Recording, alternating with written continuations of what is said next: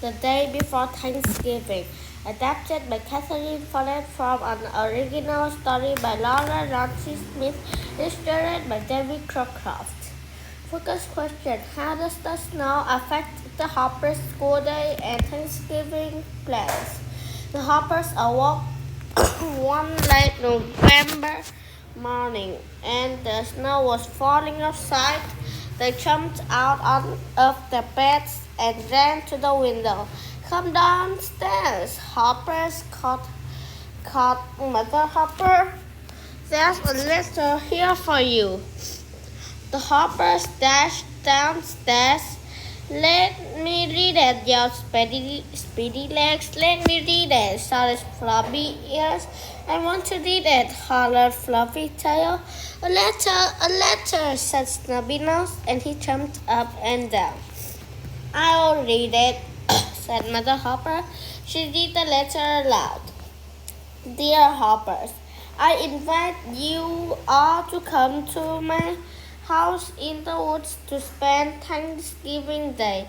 Your loving Grandpa Grizzly. Thanksgiving at Grandpa Grizzly's. Hooray! Shouted Snubby Nose. Now it's time to bundle up to go to school, said Mother Hopper. It is cold outside and snowing hard outside. The wind blew and snow fell.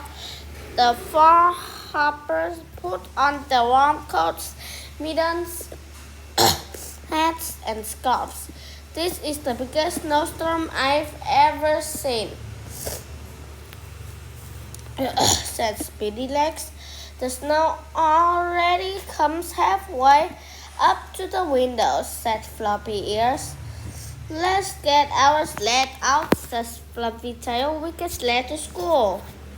The Hoppers got out the sled and took turns pulling each other on it. They sledded all the way to school. The snow was very deep and the wind was very cold. Once they were in school, the snow became them harder and harder. By noon, the students could not see across the road. Oh dear, said the teacher. I think we will have to have a snow day.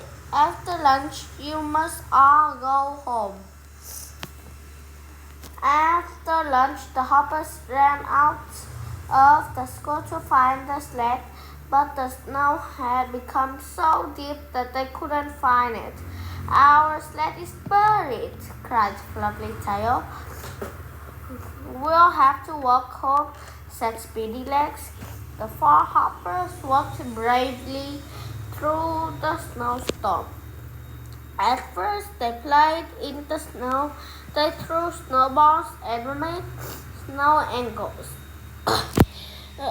Snubby Nose tried to catch the falling snowflakes with his tongue, but the snow was so very deep that they soon became very tired.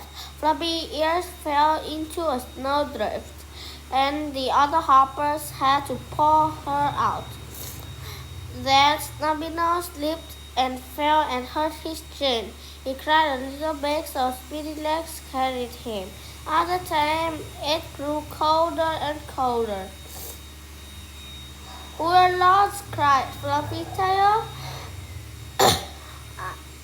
I think it's beginning to get dark, moaned Floppy Ears, and the snow just keeps coming down, said Speedy Legs. We'll miss Thanksgiving at Grandpa Grizzly's house. While Snubby Nose.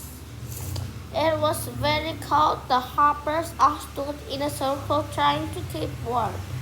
The wind blew and snow fell all around.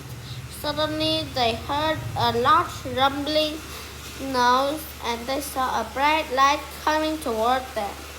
What's that? Cried Fluffy Tail. It's a truck, said Floppy Ears. It's a truck. The Speedy Legs will be run over, cried Snubby Nose. The light at the rumble stopped right in front of the Hoppers. Bless my father, caught a voice from behind the light. Here are four hoppers out in the blizzard. It's Grandpa Grizzly in his big snowplow, said Snowy Nose. We're safe. All four hoppers lived inside Grandpa Grizzly's snowplow. They sat up high while the plow pushed a path through the snowstorm. It carried them all the way back home. Go get Mother and Papa Hopper, Speedy Legs, said Grandpa Grizzly, and tell them to pack their overnight bags. You all can stay at my house tonight. We will sit by the fire and have hot cocoa. And tomorrow we will have a big Thanksgiving feast. Hooray! shouted Snubby Nose. Speedy Legs dashed into the house and brought out Mother and Papa Hopper as fast as he could. All the hoppers rode Grandpa Grizzly snowplow to his big house. Inside, Grandpa Grizzly had warm fire and hot cocoa. There were 6 bedrooms, all with snug feather beds. The next day, they all had a wonderful Thanksgiving feast.